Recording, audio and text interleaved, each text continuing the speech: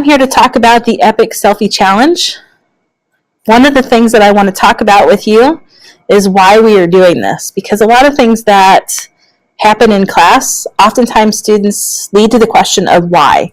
So I want to do my best throughout the year to always give you those reasons of why we do things.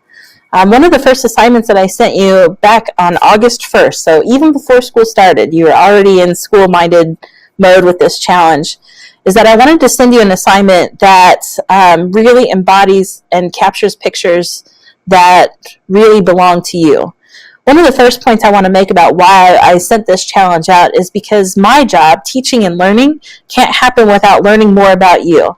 Imagine going to the doctor and your doctor not knowing anything about you in terms of your medical history, in terms of the things that you might be allergic to, in terms of how you may react or what your schedule is or your background, so to speak.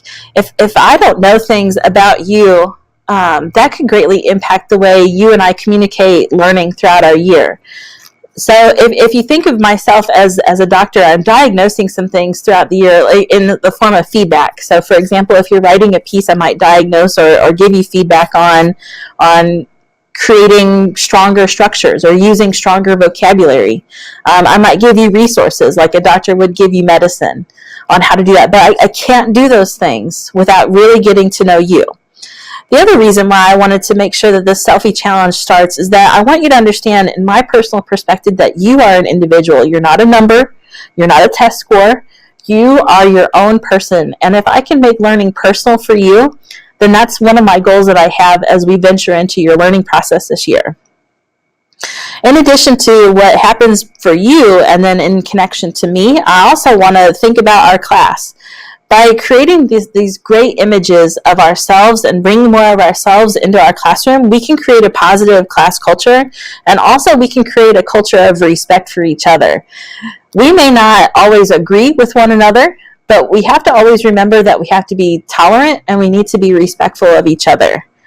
In addition to all of this, I'll be doing this with you so you can learn more about me, whereas I get to learn more about you, and then from there we get to learn more about each other so we can move forward and have some really rich discussion about how we can think about the big concepts that we'll be talking about in here, such as reading and writing.